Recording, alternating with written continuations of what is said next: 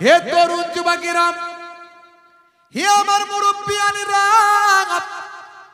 ইসলামেও বলা হয়েছে, কোরআনে শুরুতেই মানুষের জয়গান গায়া হয়েছে, মানুষের জয়গান কোরআনে গাওয়া হয়েছে। হে তরুণ যুবকেরা, হে আমার মুরব্বিয়ানেরা, আল্লাহ বলছেন লাকাদ খালাকনাল ইনসানা ফি আহসানি তাকবীম। এখানে ইনসান কথা ব্যবহার করা হয়েছে।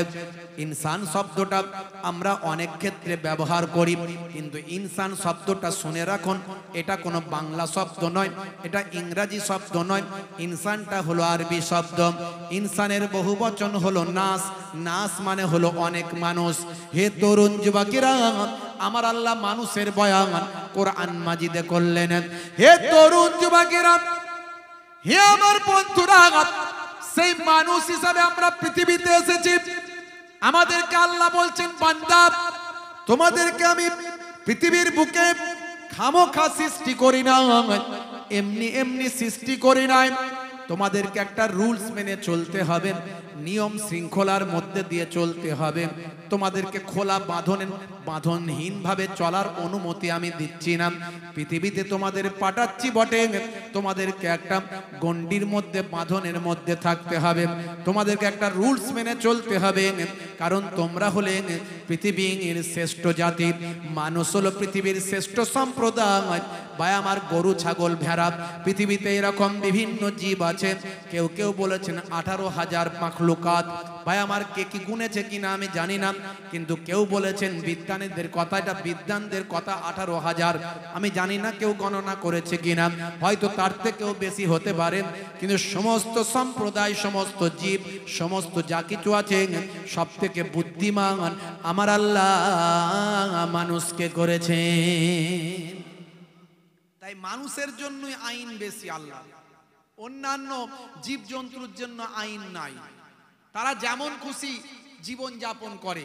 কুকুর দেখবেন রাস্তার ধারে কিভাবে ঘুমাচ্ছে, কিভাবে জীবন যাপন করছে, একটা গাধা, একটা ভেড়া, একটা অন্য জীবজন্তু। কিন্তু মানুষকে দেখবেন সুন্দর পোশাক পরিচ্ছদ পরে, মাথা আঁচড়ে, সেন্ট লাগিয়ে, তেল মেখে, সাবান মেখে, একেবারে যেভাবে যা পরিষ্কার পরিচ্ছন্ন হয়ে সুন্দর পরিপাটি করে মানুষ বাইরে বের হয়। যার সঙ্গে যেমন ভাবে কথা বলা দরকার কথা বলতে হবে। খালি তুমি নিজেকে সুন্দর করলে, তোমার মনটাকে সুন্দর করলে না, তোমার ব্যবহারটাকে সুন্দর করলে না, ওটা মানুষের পরিচয় হতে পারে না। হে তরুণ যুবকেরা, আল্লাহ বললেন, বান্দারে শুনে রেখে দাও, জেনে রেখে দাও, হে দুনিয়ার মানুষ, তোমাদের জন্য আমি একটা পুস্তিকা দিয়েছি। এবারে কিভাবে ব্যবহার হবে সেই পুস্তিকায় লিপিবদ্ধ করা হয়েছে। হে তরুণ যুবকেরা, বন্ধুরা আমার, শুনে রেখে দেন। আমি বলি, কোম্পানি যখন প্রোডাক্ট মার্কেটে লঞ্চ করে, সঙ্গে একটা পুস্তিকা দেয়। সেই পুস্তিকাতে লেখা থাকে প্রোডাক্টটা কেমন ভাবে ব্যবহার করতে হয়। এসি কিনেছেন, ফ্রিজ কিনেছেন, বা আমার মোবাইল কিনেছেন, ল্যাপটপ কিনেছেন, ট্যাব কিনেছেন, একটা করে পুস্তিকা পেয়েছেন। মুসলমান, একটু ভালো করে লক্ষ্য রাখুন, আজ থেকে 7,000 বছর আগে পৃথিবীর বুকে প্রথম আল্লাহ সৃষ্টি করেছেন এই মানুষ। এই পৃথিবীকে আল্লাহ তার অনেক বছর আগে সৃষ্টি করেছেন। সব কিছুকে সুন্দর করে সাজিয়ে আসল সুন্দর জিনিসটা পৃথিবীতে দিলেন। সেই জিনিসটা হলো মানুষ। এই মানুষ নামক প্রোডাক্ট পৃথিবীতে এসেছে আজ থেকে 7,000 বছর আগে। ভাই আমার, যিনি পিতা, বিনা পিতা, পিতৃহীন, মাতৃহীন ভাবে আমার আল্লাহ তাকে পুতুল আকারে তৈরি করে তার ভিতরে আত্মা দিয়েছিলেন। ভাই আমার, আমরা বলি আদাম, অ্যাকর্ডিং টু খ্রিস্টানিটি, বা আমার ইয়াহুদি নাসারা, তারা বলে অ্যাডাম। আমরা বলি আদাম, তারা বলে অ্যাডাম। আমরা বলি আদাম নবীর স্ত্রীকে বলি আমরা হাওয়া। ইয়াহুদ আর নাসারা সম্প্রদায়ের মানুষেরা বলে ঈব। আমরা বলি দাউদ, তারা বলে ডেভিড। আমরা বলি সুলাইমান, তারা বলে সুলেমান। আমরা বলি ইব্রাহিম, তারা বলে আব্রাহাম। আমরা বলি মুসা, তারা বলে মোজেস। আমরা বলি ঈসা, তারা বলে যিশু। আমরা বলি মারিয়াম, তারা বলে মেরি। আর আমরা বলি ফেরাউন, তারা বলে ফারাও। ইতিহাসে ফারাওটা আপনারা পড়েন। ফারাও কোনো ব্যক্তি নয়, এটা একটা উপাধি। যেমন রাজা, বাদশাহ, সুলতান, এগুলো হলো উপাধি। হে তরুণ যুবকেরা, হে আমার বন্ধুরা, হে আমার মুরব্বিয়ানেরা, আমার আল্লাহ তৎকালীন যুগে ৭০০০ বছর আগে পৃথিবীর বুকে প্রথম প্রতিনিধি, মানুষের প্রতিনিধি পাঠালেন। তাকে অলৌকিকভাবে কুদরতি ক্ষমতায় প্রথম সৃষ্টি করলেন। হে জওয়ান যুবকেরা, মুরব্বিয়ানেরা, বৈজ্ঞানিক তত্ত্বতে বলা হচ্ছে বানর থেকে মানুষ। বিজ্ঞানের থিওরিতে বলা হচ্ছে বানর থেকে নাকি আস্তে আস্তে পাল্টে গিয়ে মানুষে রূপান্তর হয়েছে। যাক, বিজ্ঞান যেটা বলছে, বিজ্ঞানের বিরুদ্ধে তো আমি কথা বলতে পারি না। বন্ধুরা আমার, তরুণ যুবকেরা আমার, তবে এটুকু সত্য, বিজ্ঞানের থিওরি মাঝে মাঝেই পাল্টে যায়।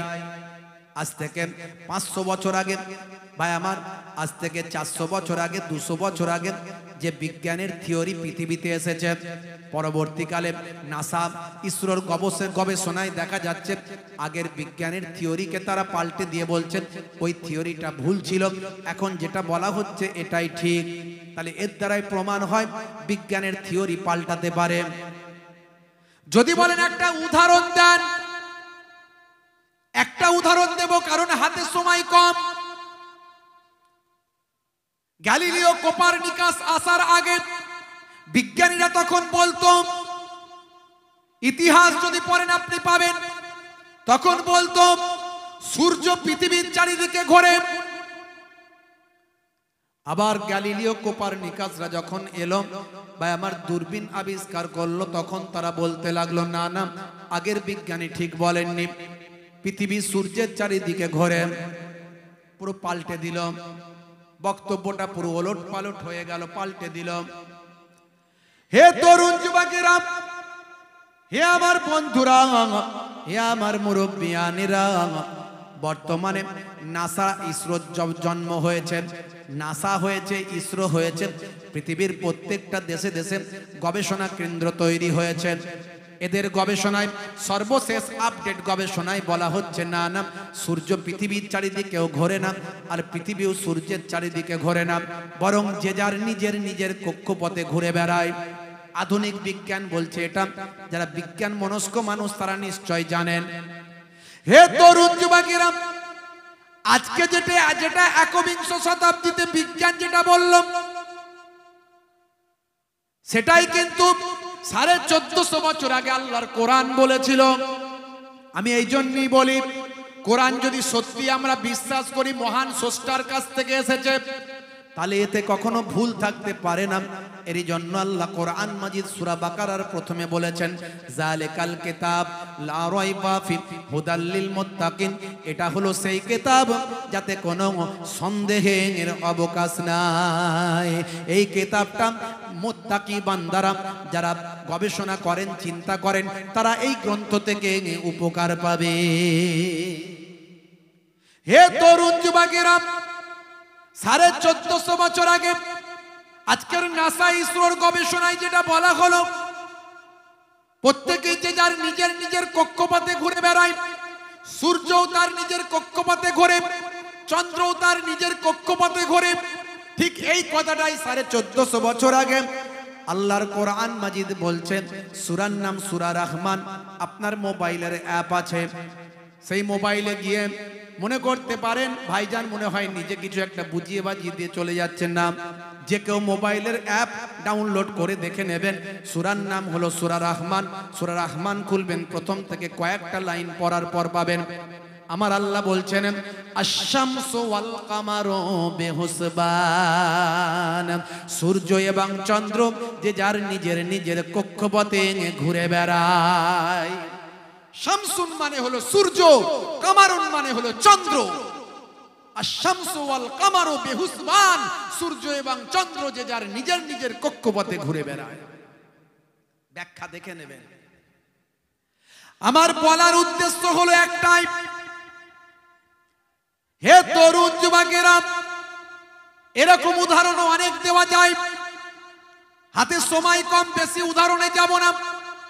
বলার উদ্দেশ্য একটাই, কোম্পানি যখন প্রোডাক্ট মার্কেটে লঞ্চ করে সঙ্গে একটা পুস্তিকা দেয়, ওই পুস্তিকাতে লেখা থাকে প্রোডাক্টটা কেমন ভাবে ব্যবহার করবেন। ভাই ৭০০০ বছর আগে মানুষ যখন পৃথিবীর বুকে এসেছে, মনুষ্য সম্প্রদায়ের যখন জন্ম হয়েছে, প্রথম মানুষটাকে আল্লাহ নিজের কুদরতি অলৌকিক ক্ষমতায় তৈরি করেছেন।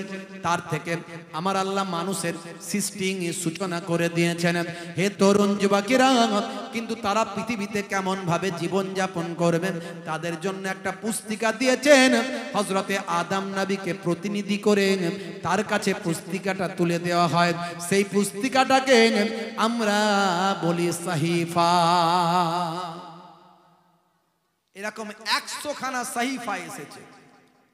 ইব্রাহিম নবীর কাছে এসেছে, লূত নবীর কাছে এসেছে, ভাই আমার সুলাইমান নবীর কাছে এসেছে। হে তরুণ যুবকেরা, বড় কিতাব, বড় পুস্তক এসেছে, অনেক বেশি বেশি লেখা। এই রকম পুস্তক এসেছে ৪টি। হযরতে দাউদ আলাইহিস সালামের কাছে আল্লাহ পাঠিয়েছেন জাবুর। হযরতে মুসা আলাইহিস সালামের কাছে আল্লাহ পাঠিয়েছেন তাওরাত। হযরতে ঈসা আলাইহিস সালামের কাছে আল্লাহ পাঠিয়েছেন ভাই আমার ইনজিল। আর আমার আপনার নবী আখিরি জামানার পয়গম্বর করেছেন যে নবীর পরে আর কেউ নবী হবে না।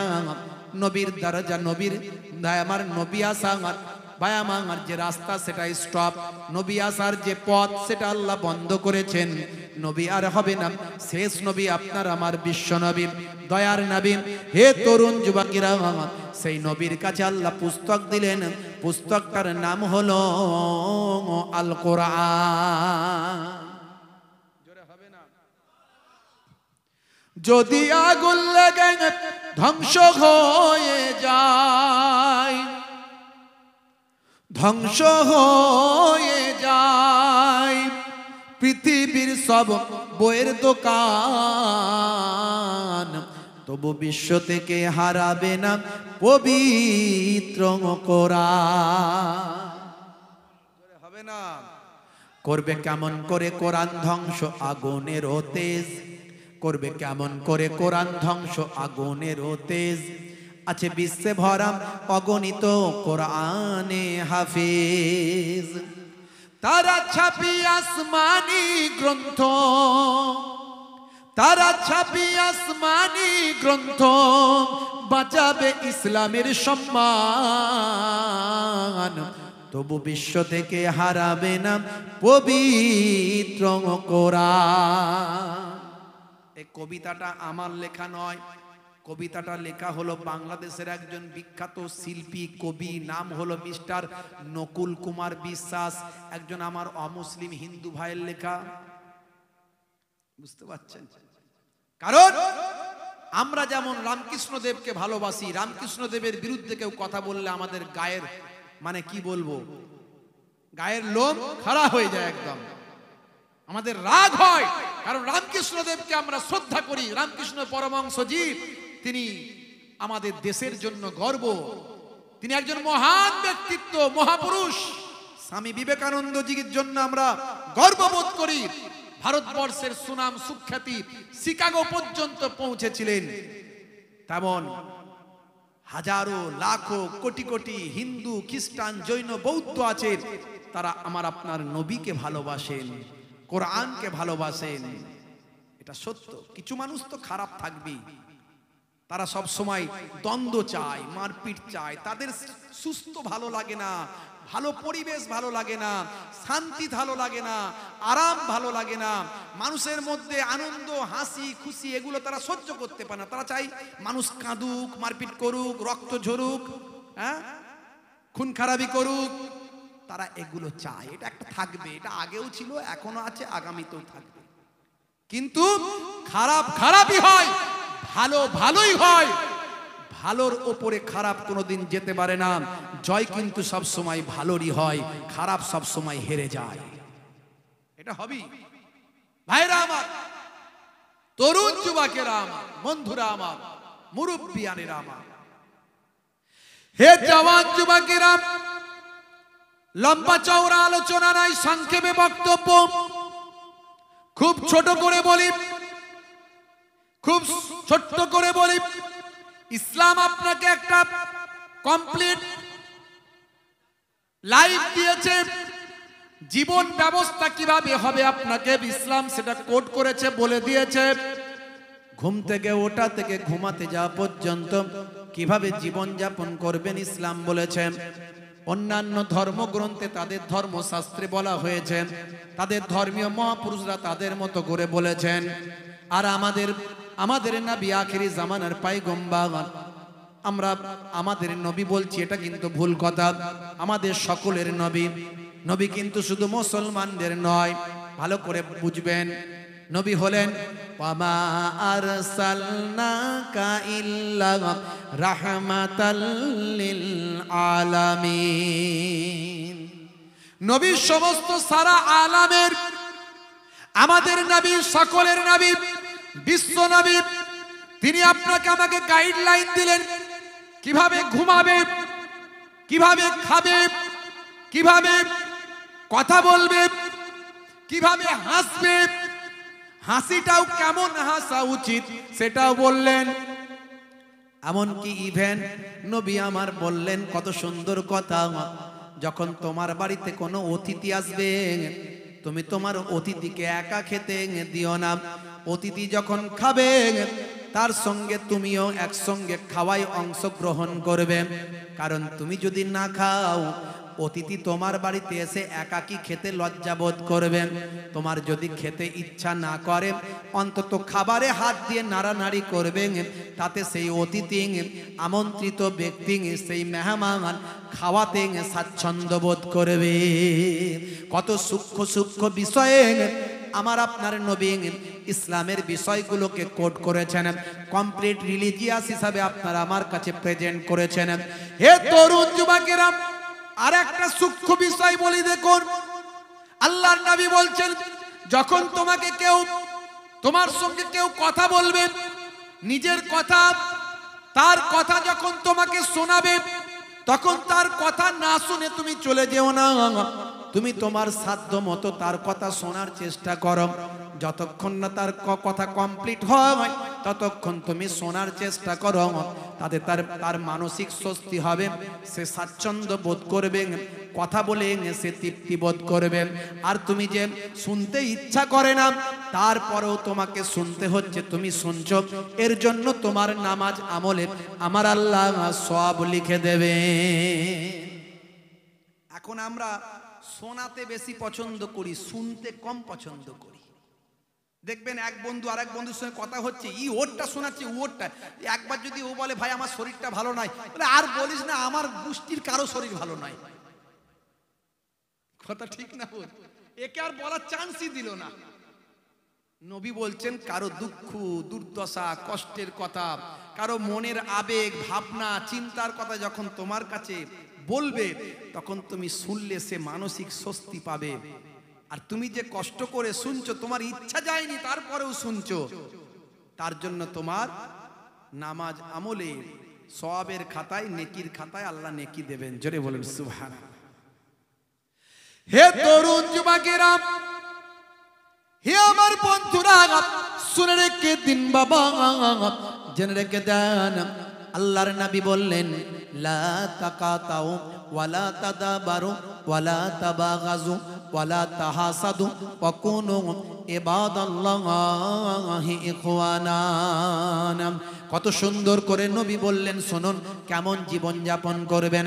তোমরা একে অপরের থেকে বিচ্ছিন্ন হয়েও না, তার মানে ঐক্যবদ্ধ হয়ে থাকো। আমরা কিন্তু বিচ্ছিন্ন হয়ে যাই।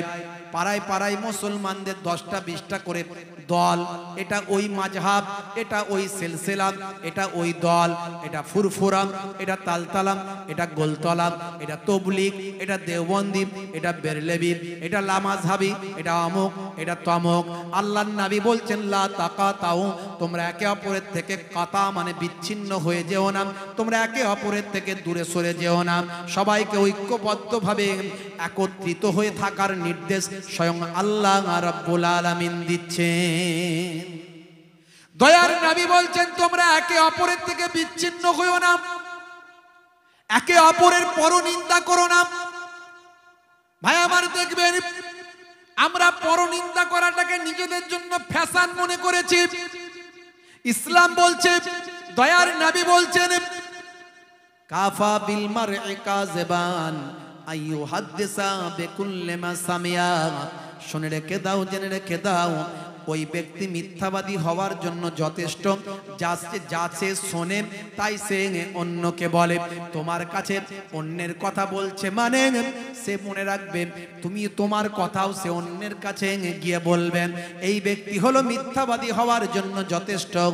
যা সে শোনে অন্যের কাছে গিয়ে সেটা বলে, ভেরিফাই করে না। হে তরুণ যুবকেরা, এর জন্য গীবত চগলখড়ি থেকে বাঁচার চেষ্টা করো না। আমার আপনার নবী বলেন বেশিরভাগ কবরের আযাব হয় দুটো কারণে। ভাই আমার দোস্ত আমার, ভাই আস্তান যে আনিল বাউল, পেচ্ছাপ করে পবিত্র না হওয়ার কারণে বেশিরভাগ কবরের আযাব হয়।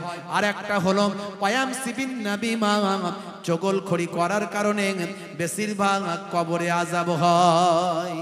এর কথা ওকে লাগানো, ওর কথা ওকে লাগানো। আর পেচ্ছাপ করে পবিত্র হয় না। যখনই ট্যাঙ্কের পানি ভর্তি হলো অমনি পাইপলাইন চালিয়ে দিল। কথা ঠিক না বল? কে কি আছে, কে কি দেখছে, কে কোথায় আছে, ও সব ধার ধারে না। আছে না নাই মুসলমানের ছেলে? তোমাকে ইসলাম পরিপূর্ণ একটা জীবন ব্যবস্থা দিয়েছে কিভাবে তুমি পেচ্ছাপ করবে। পেচ্ছাপ করতে হবে বসে, এবং পেচ্ছাপ করে পানি দিয়ে ধৌত করতে হবে। স্বাস্থ্য বিশেষজ্ঞরা বলছে নবী ঠিক বলেছেন। আমি এর আগে অনেক উদাহরণ দিচ্ছি, ইন্টারনেটে যাবেন, 20-25 হাজার বক্তব্য আমার আছে। 20-25 হাজার, একটা দুটো নয়। বলেছি আমি বসে পেচ্ছাপ করতে নবী বলেছেন, পেচ্ছাপ করে ধৌত করতে বলেছেন। স্বাস্থ্য বিশেষজ্ঞরা বলছেন নবী তো ঠিকই বলেছেন। নবী 1450 বছর আগে বলেছেন। তখন কোনো প্যাথোলজি ছিল না, স্বাস্থ্য কেন্দ্রও ছিল না, গবেষণা কেন্দ্র ছিল না, নাসা ইসরো ছিল না। আজকের গবেষণা কেন্দ্র যত বাড়ছে, যত গবেষণা হচ্ছে, কোরআন আর হাদিস বোঝা তত সহজ হয়ে যাচ্ছে। ভাইরা আমার, স্বাস্থ্য বিশেষজ্ঞরা বলছেন নবী ঠিক বলেছেন, কারণ ইউরিনের মধ্যে জীবাণু থাকতে পারে।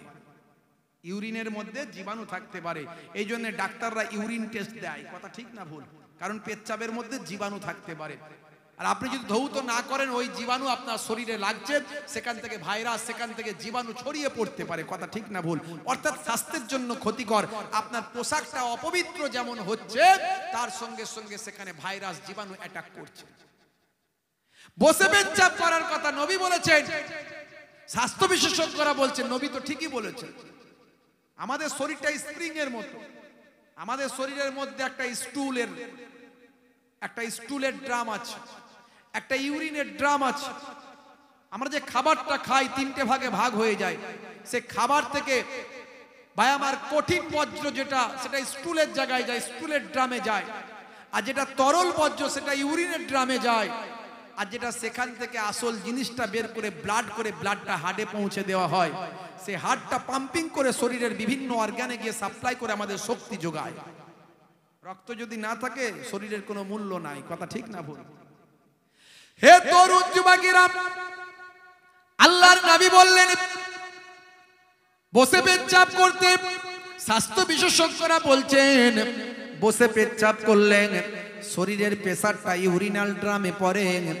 ইউরিনাল ড্রামে প্রেসার পড়ার পরে ইউরিনটা স্মুথলি ক্লিয়ার হয়। যতটা ইউরিন জমে ছিল প্রায় সবটাই ক্লিয়ার হয়ে যায়। আর যদি দাঁড়িয়ে দাঁড়িয়ে চালানো হয়, মেবি হতে পারে প্রেসার কম পড়ার কারণে বা প্রেসার না পড়ার কারণে কয়েক ফোঁটা ইউরিন ওই ড্রামে অবশিষ্ট থেকে যায়। এই অবশিষ্ট থাকতে থাকতে দীর্ঘদিন জমতে জমতে ওটাই একসময় বায়ামার স্টোনে পরিণত হয়। আজকের স্বাস্থ্য বিশেষজ্ঞরা আপনারা আমার নবীর কথাকে স্বীকৃতি সমর্থন দেয়। ইসলাম ইজ এ কমপ্লিট লাইফ। আপনারা আমার জীবনের একটা কমপ্লিট জীবন যাপনের জন্য যা কিছু প্রয়োজন সব ইসলাম আপনাকে দিয়েছে। তারপরেও মুসলমান আমরা জানি না, বুঝি না। ইন্টারনেটে গিয়ে সার্চ করবেন, বই পুস্তকগুলো ডাউনলোড করে নেবেন। হে তরুণ যুবকেরা, হে আমার বন্ধুরা, হে আমার মুরব্বিয়ানেরা, বেশি আলোচনা করব না। আপনাকে আমাকে রাসূলের সুন্নতগুলো মানতে হবে। আমার আপনার নবী যে সুন্নতগুলো বলেছেন, সুন্নতগুলো পালন করতে হবে। আপনাকে আমাকে রাসূলের জীবন জিন্দেগিকে ফলো করতে হবে। সুন্নতগুলো কি কি এর আগে অনেক আমি বলেছি, ইন্টারনেটে আছে, আজকে আমি বেশি বলতে পারবো না। যখন খাবেন বিসমিল্লাহ বলে খাওয়া শুরু করবেন। খাবেন যখন পরিমিত খাবার খাবেন, অনেক খাবার নিয়ে ছড়িয়ে ছিটিয়ে ফেলবেন না। পৃথিবীর বুকে অসংখ্য কোটি কোটি মানুষ আজকে অনাহারে দিন কাটায়। খাদ্যের অপচয় করবেন না। যারা খাদ্যের অপচয় বন্ধ করতে বলেন, তারাই বেশি খাদ্যের অপচয় করেন। দেখবেন 5 স্টার হোটেলগুলোতে হাই ফাই মানুষগুলো যায়, খাদ্য তারা ছড়িয়ে ছিটিয়ে রেখে দিয়ে আসে ভাই। চামচে করে খায়, অর্ধেকটা পেটে যায়, তার বেশিটাই মাটিতে পড়ে ভাই আমার ওই কি বলবো টেবিলে পড়ে গড়াগড়ি খায়। হে তরুণ যুবকেরা, হে আমার মুরব্বিয়ানেরা, খাদ্যের অপচয় বন্ধ করুন। খাদ্য খাবেন, খাবারটা খাবেন, আমার নবী বলেছেন পেটটাকে 3টে ভাগে ভাগ করে খাবেন। একটা ভাগে খাবার দেবেন, একটা ভাগে পানি দেবেন, একটা ভাগ ফাঁকা রাখবেন। এই পদ্ধতিতে যদি আপনি খান, আপনার শরীরে রোগ অসুখ, পেটের অসুখ অনেকটা ইনশাআল্লাহ কমে যাবে। আমার আপনার নবীর এই থিওরি সাহাবায়ে কেরাম তার ফলোয়ার্সরা মেনে চলতেন, যাদের অধিকাংশের কোনো বড় ধরনের অসুখ হতো না।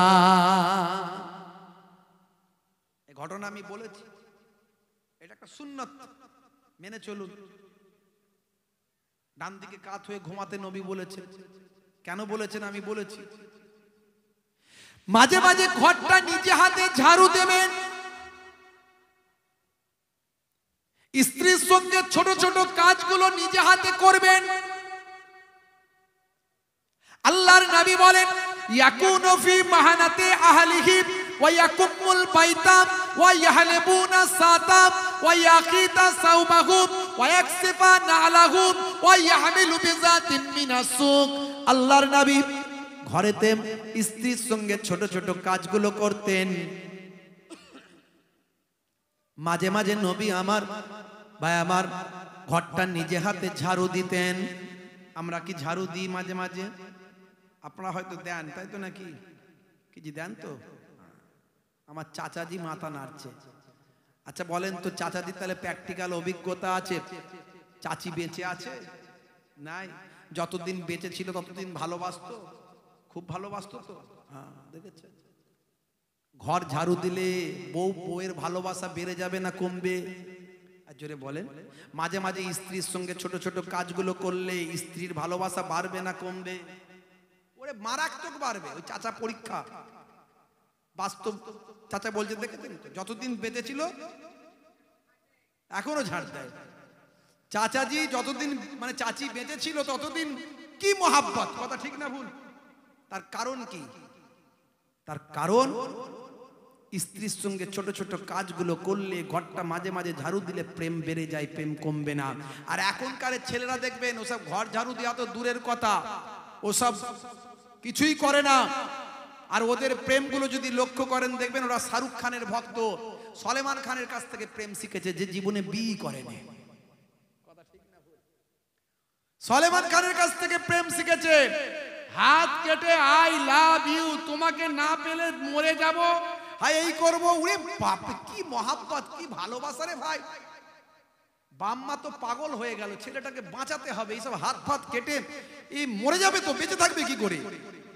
ধরে বেঁধে কোন রকমে বিয়ে দিল। সে 2 বছর যেতে না যেতে একটা দুটো বাচ্চা কাচ্চার বাম্মা হলো। তারপরেই দেখা যায় ভালোবাসা জানালা দিয়ে বেরিয়ে গেছে, আর ঝগড়া, অশান্তি, মারপিট সব দরজা দিয়ে ঢুকেছে। বুঝতে পারছেন?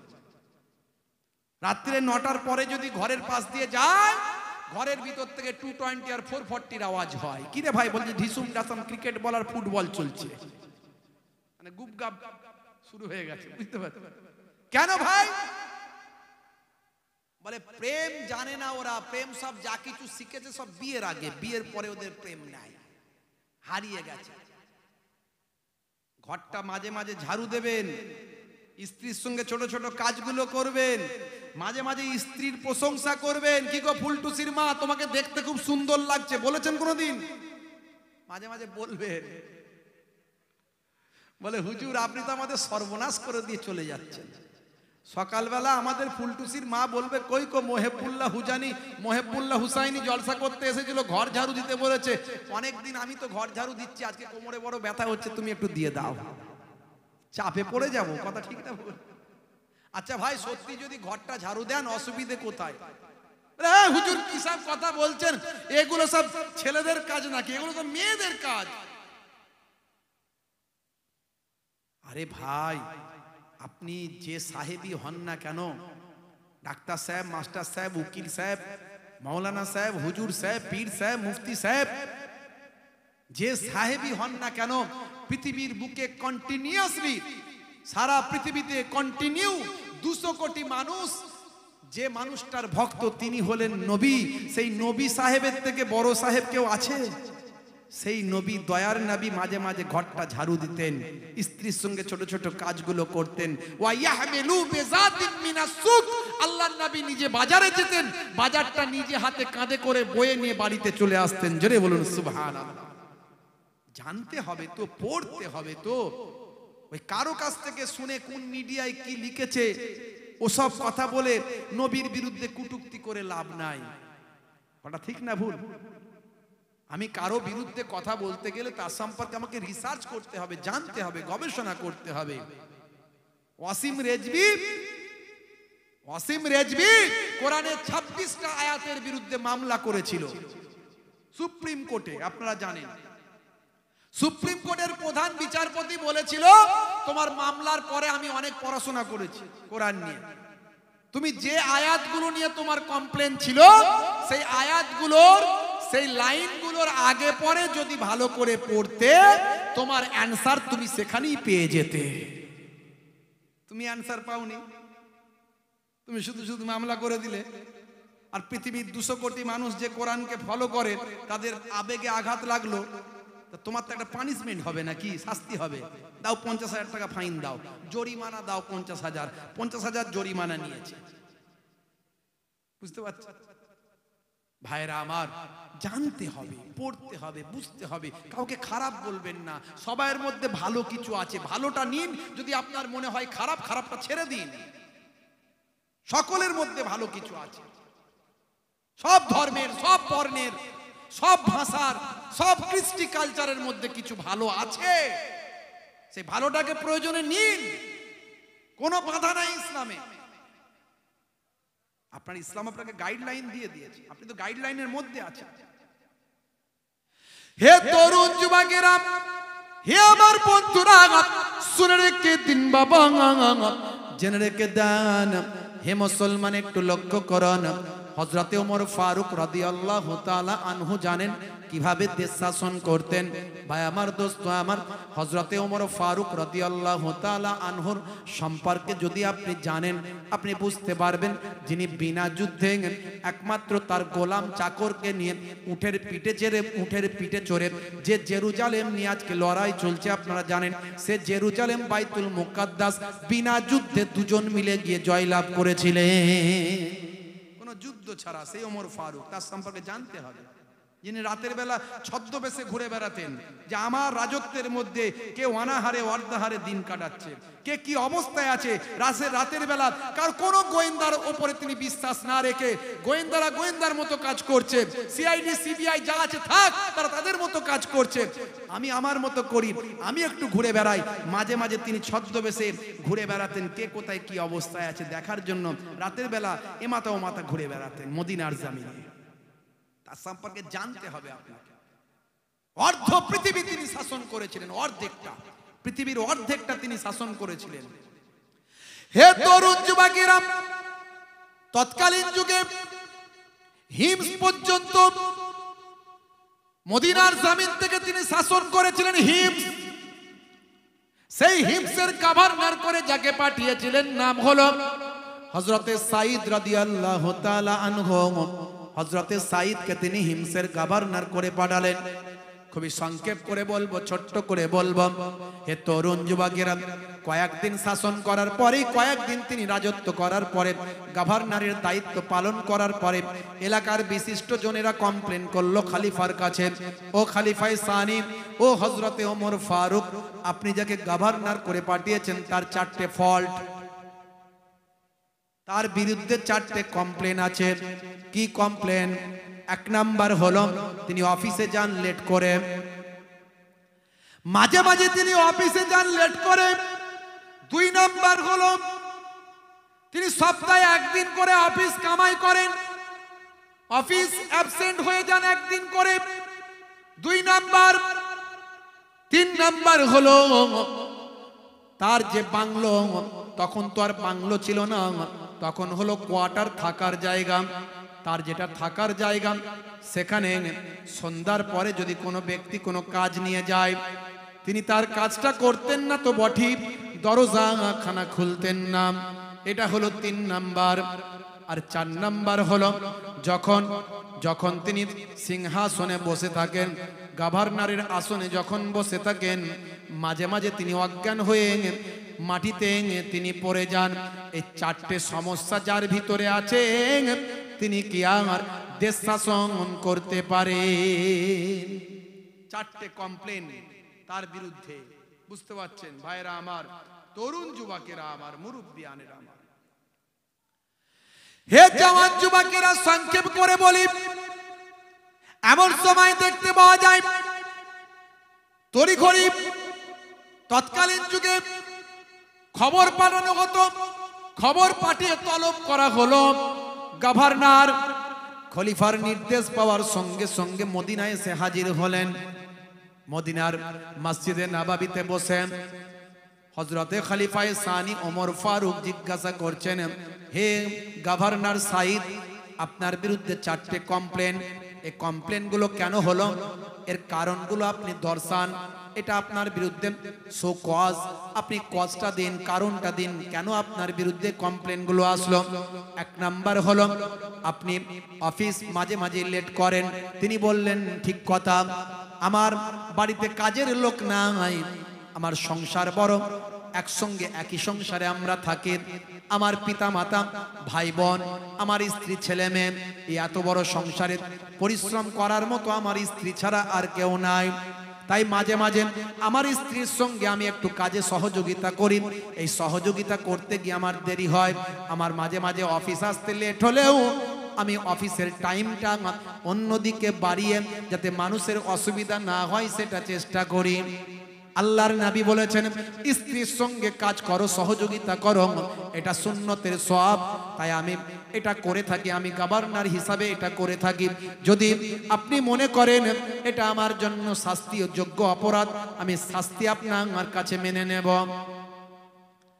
হে তরুণ যুবকেরা, হযরত ওমর ফারুক বললেন, ঠিক আছে, এতে কোনো অসুবিধা নাই, ঠিক আছে, তুমি তো অন্যদিকে সময় বাড়িয়ে দাও। বলে, হ্যাঁ ঠিক আছে, স্ত্রীর সঙ্গে সহযোগিতা করো, এটা তো ভালো, এটা ভালো, অনেক উপকার আছে এতে, ঠিক আছে।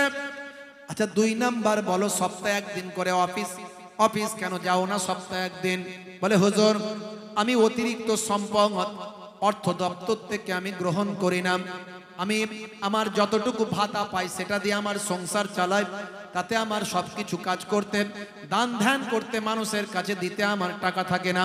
আমার পোশাক আশাক বেশি নাই, মাত্র 2টো করে আমার পোশাক। আমার পোশাকটাকে, আমার পোশাক পরিষ্কার পরিচ্ছন্ন করার প্রয়োজন। সপ্তাহে আমার বাড়িতে কিছু কাজ থাকে, এই কাজগুলোর জন্য আমি 1 দিন করে সপ্তাহে ছুটি করি। সপ্তাহে বাকি দিনগুলো আমি আমার প্রয়োজনের থেকে বেশি আমি ডিউটি করি। 1 দিন করে সপ্তাহে ছুটি করি আমার পার্সোনাল কাজগুলোকে করার জন্য। যদি এটা আমার অপরাধ মনে করেন, অপরাধ বলে স্বীকার করব। হযরতে খলিফা ওমর ফারুক বললেন, ঠিক আছে, এতে সমস্যা কিছু নাই, সপ্তাহে সব দিনগুলো কাজ করো, 1 দিন ছুটি নিতেই পারো, এটা অসুবিধা নাই। হে তরুণ যুবকেরা, 3 নাম্বার বলো, সন্ধ্যার পরে বাড়িতে গেলে, তোমার কোয়ার্টারে গেলে তুমি দরজা খোলো না, কোনো মানুষের কাজ করে দাও না। বলে, সারাদিন সময় দি হুজুর, অনেক অতিরিক্ত সময় দিন, সন্ধ্যার পর থেকে নিজের বাড়িতে সন্তানদের পড়াশোনার দায়িত্বটা একটু সামলায়।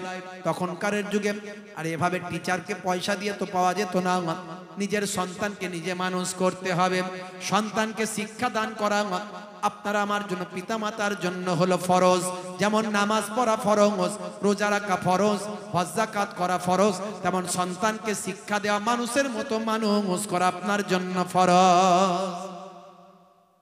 সন্তান একটু বড় হওয়ার অপেক্ষা শুধু, যেই 12 বছর বয়স হলে ওকে অমনি সঙ্গে সঙ্গে ওকে রুটির দোকানে, জরির দোকানে, এমব্রয়ডারির দোকানে, বাবা মাল করি নিয়ে একটু বসে বসে আমি খাই। 40 বছরের বাপ 20 বছরের ছেলের উপর ভর করে চলছে, আছে না নাই? সব উল্টো কাজ। এই জন্য তো আজকে আমাদের এই বিপদ। হে তরুণ যুবকেরা, সন্তান যদি মেরিট হয়, সন্তানটাকে উচ্চ শিক্ষায় শিক্ষিত করুন। Is, IPS, WBCS, doctor, engineer. ইমাম সাহেবের ছেলে এপিজে আব্দুল কালাম, ইতিহাসটা দেখে নেবেন। ছোটবেলায় এপিজে আব্দুল কালাম ছোট্টবেলায় বাপের সঙ্গে ফজরের নামাজটা পড়তেন। এপিজে আব্দুল কালামের বাপ হলেন একজন ইমাম সাহেব। অল্প পয়সা বাবা, ইমাম মানে তাদের কোনো সমাজের মানুষ খুব একটা দাম দেয় না। ইমাম মানে তারা, ইমাম মানে মসজিদে থাকবে আর পাড়ার লোকের সব কাজ করবে, তাহলে ইমাম খুব ভালো। ইমাম যদি বলে না সব কাজ আমি করতে পারবো না, তোমার ছেলের দেখাশোনা হবে, তুমি মেটাও, আমি কেন যাব? আমার তো সম্মান আছে, আমাকে আমন্ত্রণ করলে আমাকে তার জন্য হাদিয়া তোহফা দিতে হয়। ভাই আমার বেশি গন্ডগোল করলে বলে ইমাম সাহেব টিকিট কেটে দেব, পাতা গুটিয়ে দেব, তলপি ঘুরিয়ে বাড়ি পাঠিয়ে দেব, আছে না নাই? এক একটা গ্রামে 1 মাস 2 মাসের বেশি ইমাম টেকে না, আসছে আর যাচ্ছে, বলে ওই গ্রামে ইমাম টেকে না, আছে না নাই? এলি এ বলে এক কথা, ও বলে আর এক কথা, সবাই বলে দেখ দেখ নেতা, সবাই পাড়ায় নেতার তো অভাব নাই, কথা ঠিক না বল? সব ঘরে ঘরে নেতা, কে কার কথা মানে ভাই, কথা ঠিক না বল? একদিন ইমাম সাহেবকে এ ডেকেছে, হুজুর আমার বাড়িতে আসবেন, একটু হয়েছে, যেতে লেট হয়েছে। এই ইমাম সাহেব আপনাকে ডাকলাম, এলেন না? কি রে ভাই, এরকম গ্রাম আছে না নাই? আপনাদের এখানে গ্রাম খুব ভালো আমি জানি, এখানে পাড়া খুব ভালো, অন্যান্য জায়গায় তো এক জায়গায় ইমাম সাহেবও সেরকম খবর টবর নিয়ে এসেছে, বলছে ওই গ্রামের পরিস্থিতি খুব খারাপ, আমার মতো ইমাম সাহেবই দরকার। ওরা শুধু কদিন যেতে না যেতেই টিকিট কেটে দেয়, পাতা গুটিয়ে দেয়, তলপি গুটিয়ে বাড়ি পাঠিয়ে দেয়। তা আমি একটু যাই, বলে সেই ইমাম সাহেব এসে বেশ কিছুদিন ধরে আছে, থাকতে না থাকতে ওই একই কথা শুরু হয়েছে। একটু উচ্চবাচ্য কোনো কিছু কাজে অসঙ্গতি হলেই তলপি গুটিয়ে দেবো, পাটা কাট কেটে দেবো, টিকিট কেটে বাড়ি পাঠিয়ে দেবো। ইমাম সাহেব বলছে তোমরা আমার সব কেটে দেবে, টিকিট কেটে বাড়ি পাঠিয়ে দেবে, বুঝেছি, তোমরা যেগুলো করবে আমি জানি, সেই জন্য আমিও কিছু ব্যবস্থা নিয়ে রেখেছি। বলে কি ব্যবস্থা নিয়ে রেখেছো? বলে সর্বনাশ করেছে, এত ইমামদেরকে টিকিট কেটে বাড়ি পাঠিয়েছি, কেউ তার বলেনি, এই কথা তুমি বলছো? বলে হ্যাঁ, আমি তো আগে থেকে প্রস্তুতি নিয়ে এসেছি। বলে তুমি আবার কি ব্যবস্থা নিয়েছে? বলে বলবো। বলে বলো। বলবো তো? বলে বলো। বলি। বলে হ্যাঁ। বলে যতদিন নামাজ পড়িয়েছি ওযু আমি করিনি। সামলা এবার, খালি টিকিট কেটে বাড়ি পাঠিয়ে দেওয়া, বুঝতে পারছেন? ইমামদেরকে আমরা ইজ্জত দিই না, সম্মান দিই না। ইমাম মানে হলো নেতা, ওই হলো অরিজিনাল নেতা, ওই হলো অরিজিনাল নেতা। 5 ওয়াক্ত নামাজের ইমামের দায়িত্ব পালন করছে, সে না থাকলে আমার নামাজ হবে না। হে তরুণ যুবকেরা, হে আমার বন্ধুরা, শুনে রেখে দিন বাবা, জেনে রেখে দেন, ইমাম সাহেবের সন্তান এপিজে আব্দুল কালাম ছোট্টবেলায় বাপের সঙ্গে ফজরের নামাজটা পড়ি খবরের কাগজ নিয়ে মার্কেটে বিক্রি করত। পিতার ইনকাম ছিল খুবই কম, অল্প পয়সা যা পেত সবটাই সন্তানের জন্য ব্যয় করত। মা কষ্ট করে মেহনত করে সন্তানকে পড়াশোনার জন্য নিজের সমস্ত কিছু পরিশ্রম বিসর্জন দিত। হে তরুণ যুবকেরা, অল্প বয়সে সন্তানের মেরিট মেধা তাকে অনেকটা এগিয়ে দিয়েছিল। এইভাবেই নিজের পরিশ্রমে আর অর্থ যা কিছু ছিল সব কিছু বিসর্জন দিয়ে সন্তানের জন্য পিতামাতা উৎসর্গ করেছিল। সেই এপিজে আব্দুল কালাম ভারতবর্ষের মিসাইল ম্যান, প্রাক্তন রাষ্ট্রপতি, যাকে পরমাণু বিজ্ঞানী বলা হয়, যার জন্য ভারতবর্ষ পরমাণু বিজ্ঞান পেয়েছে, পরমাণু বোমা পেয়েছে, অ্যাটম বম পেয়েছে। হে তরুণ যুবকেরা, পৃথিবীর 200 ভাই আমার 60 খানা দেশের ভিতরে ভারতবর্ষ কয়েক নাম্বারে আছে পরমাণু অ্যাটম বোমার দিক থেকে। ভারতবর্ষের কথা শুনলে সারা পৃথিবী থরথর করে কাঁপে। মাঝে মাঝে বাংলাদেশের মতো একটা ছোট্ট দেশ হুমকি দেয়, তাই কোথায় কি বলবো, আর কোথায় কাশ্মীরি উল আর কোথায় কি ভাই আমার, আর কি বলবো, বলার কিছু নাই। হ্যাঁ, হাসিও লাগে, দুঃখও লাগে। আসলে ব্যাপারটা অন্য কিছু নাই, রাজনীতি। এটা সাধারণ মানুষ মাথা গরম করছে, এগুলো করা উচিত নয়। সাধারণ মানুষের এ ব্যাপারে মাথা গরম করা উচিত নয়। আমি বলবো এটা রাজনীতি, কারণ ওদের ওখানে তত্ত্বাবধায়ক সরকার চলছে এখন, সমন্বয়ক সরকার। এরপরে কিছুদিন পর ভোট আছে, তো ওদেরকে তো জিততে হবে নাকি, জিততে হবে না? আর ওখানে মেজরিটি পার্সেন্ট কারা? মুসলমান। তো মুসলমানদেরকে গরম করে এক কাছে করতে, গরম করতে হবে প্রথমে, গরম করে ওদেরকে এক কাছে করতে হবে, ওদের ভোটটাকে এক কাছে করতে হবে। করলি তাহলে গরম করতে গেলে কি করতে হবে? ভারতের বিরোধিতা করতে হবে। হ্যাঁ, কলকাতা দখল করে নেবো, হ্যাঁ আমরা সব এখানে সব মরে গেছি নাকি, কলকাতা দখল করে নেবে, খেয়ে কাজ নাই, পাগলামি পেয়েছে। হ্যাঁ, তা এই সব কথা বললে ও দেশের লোককে একটু গরম করে, দেখছিস আমাদের নেতা দিচ্ছে ভোটে, এই হলো নেতা, ভোটটা একই তো। কি মেজরিটি পার্সেন্ট মানুষকে এক করতে পারলি আবার ক্ষমতায় আসবে। আর আমাদের এখানেও তাই, ঠিক একই স্টাইল। এখানে মেজরিটি পার্সেন্ট মানুষ হিন্দু, এখানে ওই ধর্মের খেলা খেলতে হবে আর গরম গরম কথা বলতে হবে, বললি ব্যাস। কিন্তু অত সহজ নয়, মানুষ আর আগের মতো বোকা নাই। হ্যাঁ, এই মুর্শিদাবাদের একজন নেতা বলছে আবার বাবরি মসজিদ করবে, কাজ আর খুঁজে পায়নি।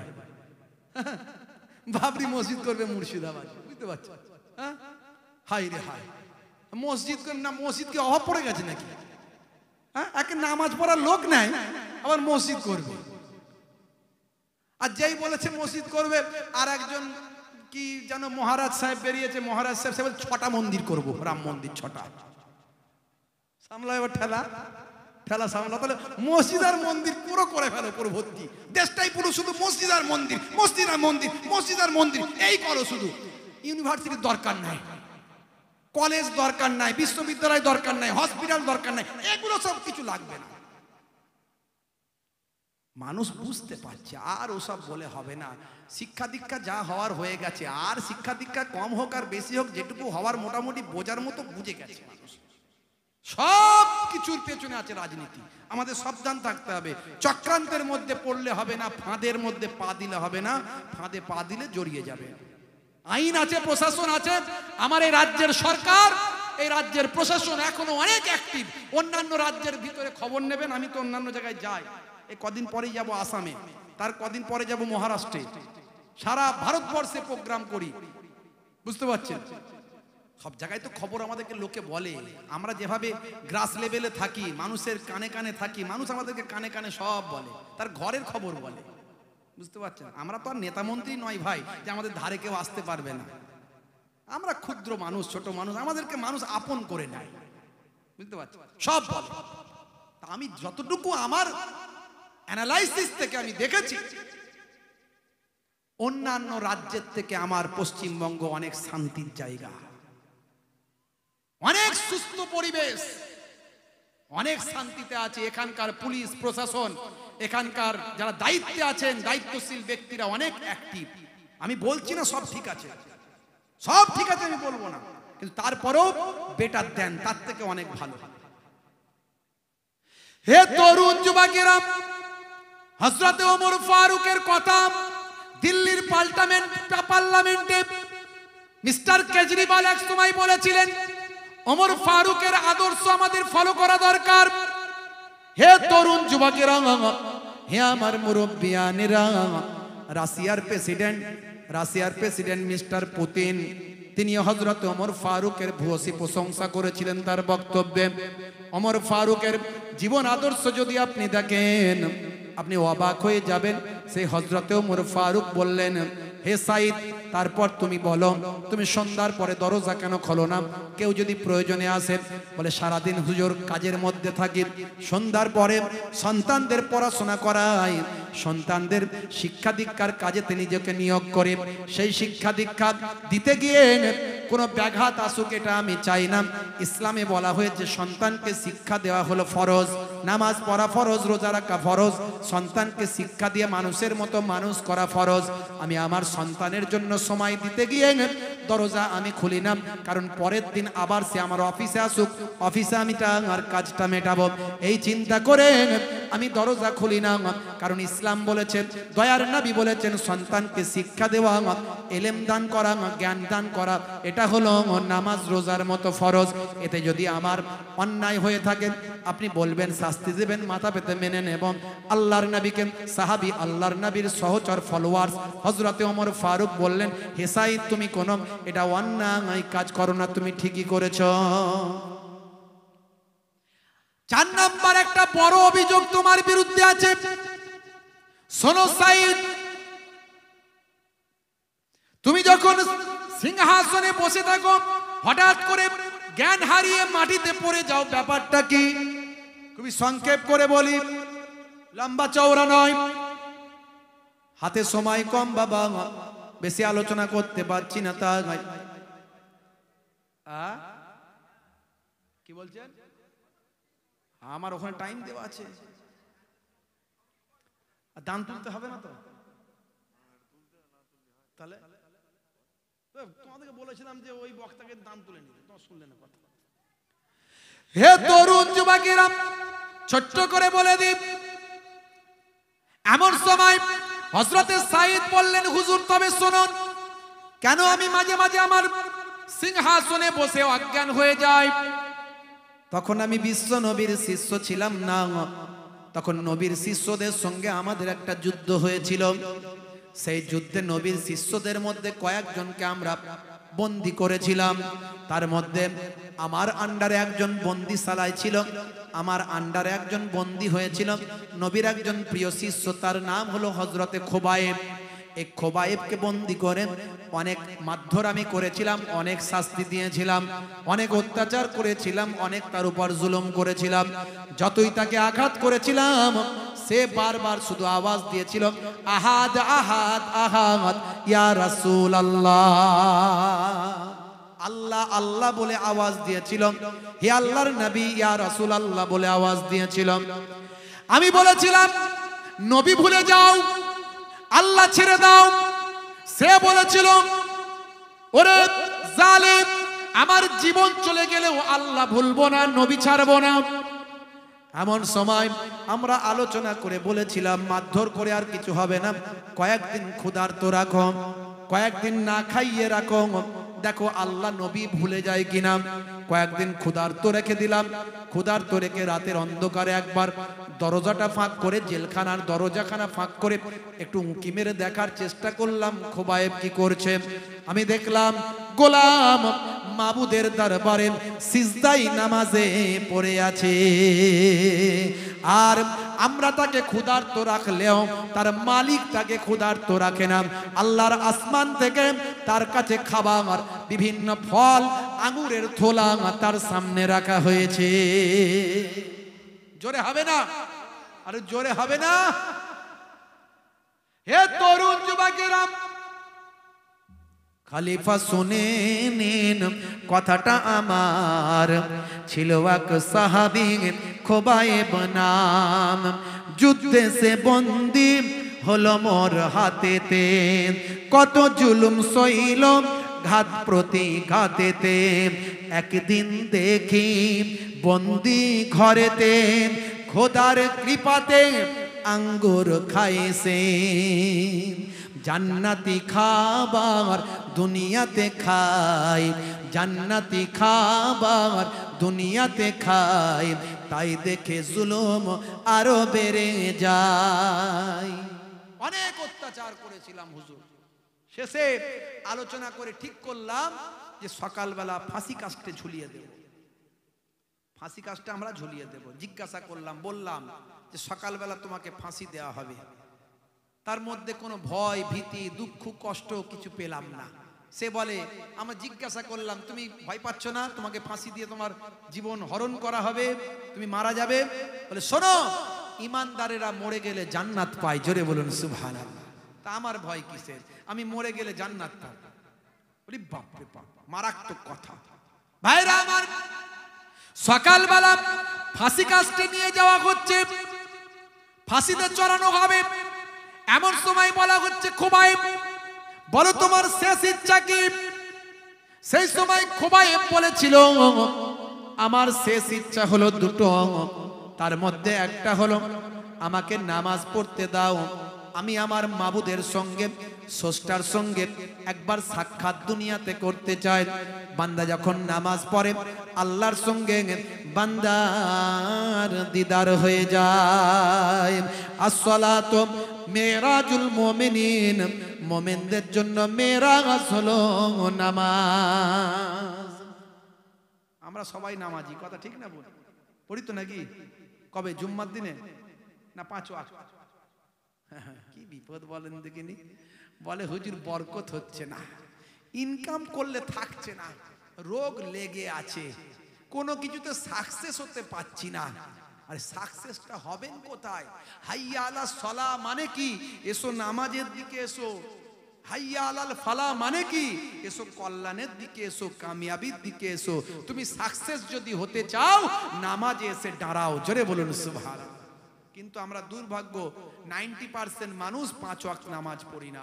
যদি পড়তাম সমাজটা সুন্দর হয়ে যেত। কোন নামাজি মাতাল হতে পারে না, কোন নামাজি মিথ্যা কথা বলতে পারে না, কোন নামাজি চিটিংবাজি ধাপ্পাবাজি করতে পারে না, কোন নামাজি খুন খারাপি করতে পারে না, কোন নামাজি লটারির টিকিট কেটে বড়লোক হওয়ার স্বপ্ন দেখতে পারে না।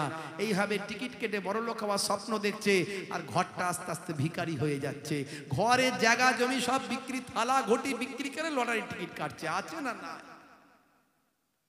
একজন আমাকে এসে বলছে, আপনাদের মসলন্দপুর এলাকায়, বলছে হুজুর আমি আপনার ওয়াজ শুনে লটারির টিকিট কাটা ছেড়েছি।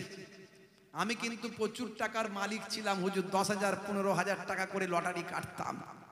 এখন আপনার ওয়াজ শুনে আমি হেদায়েত হয়ে গেছি। হ্যাঁ, আমার ঘর বাড়ি সব বিক্রি করে দিয়ে মাটির বাড়িতে আছি। আমার ওয়াজ শুনে হেদায়েত হওনি, পয়সা তোমার কমে গেছে, সব ফকির হয়ে গেছে, তাই তুমি হেদায়েত হয়েছে। মাটির বাড়িতে আছো, পাকা বাড়ি বিক্রি করে দিয়ে। হে তরুণ যুবকেরা, হে আমার বন্ধুরা, শুনে রেখে দিন বাবা, জেনে রেখে দেন। হে মুসলমান, একটুখানি লক্ষ্য করুন বাপজি, আমার তরুণ যুবকেরা, আমার ভাইরা আমার। এমন সময় ফাঁসি কাস্টে যখন নিয়ে যাওয়া হবে, তখন সে বলল আমার শেষ ইচ্ছা হলো দুটো। একটা হলো আমাকে ওজুর পানি দাও, 2 রাকাত নামাজ পড়ব, আমার স্রষ্টার সঙ্গে একটু মোলাকাত করে নেব। আর 2 নাম্বার হলো আমার সালামটা আমার দয়ার নবীর কাছে যেন পৌঁছে দেওয়া হয়। দুটো তার শেষ ইচ্ছা। আমি বললাম পূরণ করব, চিন্তা নাই। নামাজের জন্য ব্যবস্থা করে দেওয়া হলো, আর বলা হলো নবীর কাছে তোমার সালামটা পৌঁছে দেওয়া হবে। নামাজটা শেষ করি, আর ওই বান্দা দেরি করলো না। হযরতে খোবাইব নামাজটা শেষ করে আর দেরি করলেন না। ফাঁসির দড়ির জায়গায়, ফাঁসি কাস্টের জায়গায় ছুটে ছুটে গিয়ে নিজের গলাটা গলিয়ে দিয়ে বললেন, তাড়াতাড়ি এবার ফাঁসি দাও। আমি তখন জিজ্ঞাসা করলাম, খোবাইব কি ব্যাপার, এত তাড়াতাড়ি কেন মরতে চাও? বলে তুমি জানো না, ইমানদার যখন মারা যায়, মারা যাওয়ার আগে জান্নাতের খুশবু তার নাকেতে পায়। এখন আমি আমার নাকেতে জান্নাতের খুশবু পাচ্ছি, তাই ইমানদার মারা যাওয়ার আগে জান্নাতের সুসংবাদ খুশবুটা সে পেতে পায়। তাই আমার মারা যাওয়াতে কোনো দুঃখ নাই, তাড়াতাড়ি আমাকে ফাঁসি কাস্টে দিয়ে আমার জীবনটা হরণ করে নাও। অবশেষে তাকে ফাঁসিতে চড়াই, মরার আগে সাহাবী নামাজ পড়ে নাই। হেসে বলে নবীজির সালাম জানাই, ছুটে গিয়ে ফাঁসি কাটে মাথাটা গলায়। মোরা তখন জিজ্ঞাসিলাম কেন ছোট ভাই? সে বলে জান্নাত দেখিতে যে পাই। জোরে হবে না? জোরে হবে না? ভাইরা আমার এই কথাটা, এই গল্পটা, এই ঘটনাটা বলার উদ্দেশ্য কতটা তাদের ইমানের মজবুতি ছিল আর কতটা তারা রাসূলের সুন্নত তরিকা মেনেছিল। আমি বেশি আজকে নামাজ, রোজা, হজ, যাকাতের কথা বলতে পারলাম না, এই জন্য ছোট ঘটনাটার মধ্যে দিয়ে বোঝাতে চাইলাম যে মৃত্যুর সময়তেও সে আল্লাহকে ইয়াদ করেছে, সে তার সততার উপর নিজের জীবনটা দিয়েছে, সে কখনো পথভ্রষ্ট হয়নি, সে তার নিজের লালসার শিকার হয়নি, সে নিজের জীবনটাকে উৎসর্গ করার সময়তেও নামাজ ছাড়েনি। আর আজকে মুসলমান আমরা নামাজ পড়িনি, মন্দির মন্দির করে, মসজিদ মসজিদ করে আমরা চিৎকার করছি, বাবরি মসজিদ হবে বলছে, ওই হবে বলছে। আমাদের মসজিদ লাগবে না, যে মসজিদগুলো আছে সেখানেই নামাজি ফাঁকা। কথা ঠিক না ভুল? আগে নিজের ঘরের মসজিদটা ভর্তি করো, সেই মসজিদে নামাজ পড়ার লোক নাই। মুসলমান আগে নামাজটা পড়ুন, রাসূলের সুন্নতটা মেনে চলুন, জীবনটা ধন্য হবে। আপনি একজন সাচ্চা মানুষ হবেন, সাচ্চা দেশ প্রেমিক হবেন। কারণ যে যত ভালো মুসলমান, সে তত ভালো দেশ প্রেমিক, সে তত ভালো মানুষ। আপনার নবী আপনাকে শিক্ষা দিয়েছে প্রতিবেশীর সঙ্গে কেমন ব্যবহার করবে।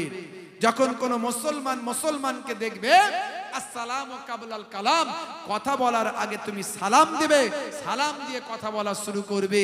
আর যদি অমুসলিম ভাই দেখো, হিন্দু, খ্রিস্টান, জৈন, বৌদ্ধ, তার সঙ্গে মুচকি হেসে মিষ্টি কথা বলবে, যার সঙ্গে যেমন ভাবে কথা বললে হয় তেমন ভাবে কথা বলবে।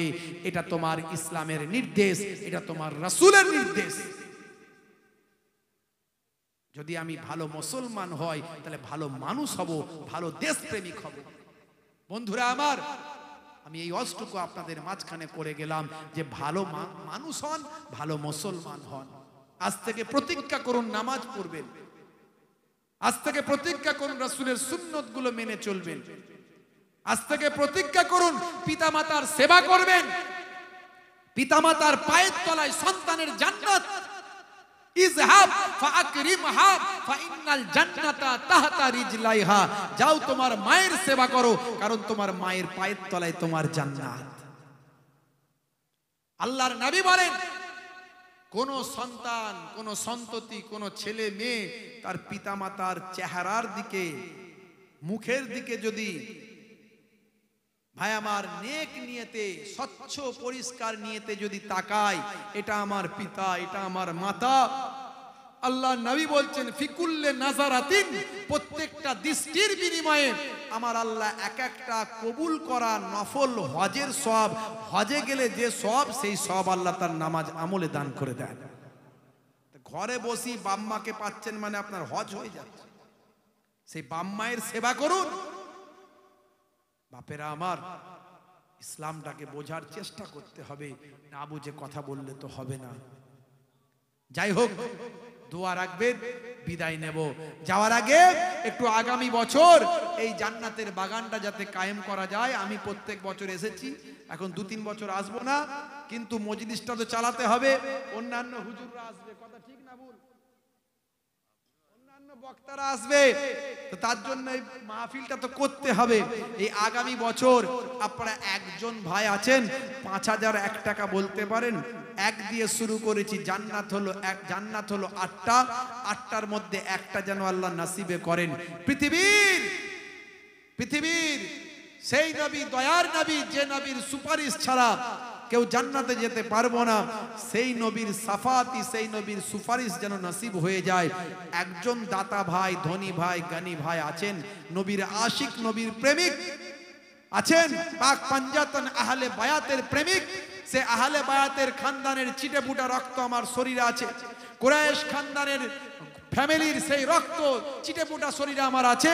সেই আহলে বায়াতকে ভালোবেসে, সেই আমার আপনার নবী পাককে ভালোবেসে, পাক পাঞ্জাতনকে ভালোবেসে আছেন কোন বাপ আমার 5,000 টাকা বলতে পারেন আমি মুসাফির হালাতে আছি, খাসভাবে দোয়া চাইবো। 5,000 একজন আছেন, 3,000 একজন, 3 হলো সুন্নাত, 3 দিয়ে শুরু, 3,000 একজন আছেন। একজন বলতে পারেন 1,000 একজন আছেন, জান্নাতের বাগানে 1,000 একজন আছেন। আমাদের রাহুল সাহেব তিনি 1,001 টাকা, জোরে বলুন মারহাবা, বলুন না মারহাবা, নারে তাকবীর, মাশাআল্লাহ। আমার রাহুল ভাই 1,001 টাকা জান্নাতের বাগানে দেবেন। 2 নম্বরে কে আছেন 1,001 টাকা একটু বলেন তো দেখি। 1,001 টাকা হাতটা তোলেন, হাতটা একবার তুললে আল্লাহর আরশে কবুল হয়ে যাবে, কাল কিয়ামতের দিন এটা নাজাতের জারিয়া হয়ে যাবে। আছেন 2 নম্বরে 1,001 টাকা, জান্নাত হলো 8টা, জান্নাত 8টা। এত মানুষ আছেন, একটু তাড়াতাড়ি বলেন, দেন দেন দেন দেন, বেশি করব না, কারণ আপনারা নিশ্চয় দিয়েছেন বলি এত বড় একটা বিশাল বড় একটা মজলিস করা গেছে, আপনারা দিয়েছেন বলি, আপনারা দেবেন নিশ্চয়, এটুকু আমি জানি। কিন্তু আমার সামনে বললে একটু আমি আপনাদের জন্য দোয়া চাই। আপনার বাপ মা ময় মুরব্বী কবরে চলে গেছেন, আপনার ওসিলায় তারা মাগফিরাত পাবেন, আপনার দিকে তারা তাকিয়ে আছেন। একটু বলেন, 2,000 দেবেন, 1,000 দেবেন, 5,000 দেবেন, আছেন একটু হাতটা তুলে দেখান। বাপেরা আমার, এই দানটা নাজাতের জারিয়া হবে।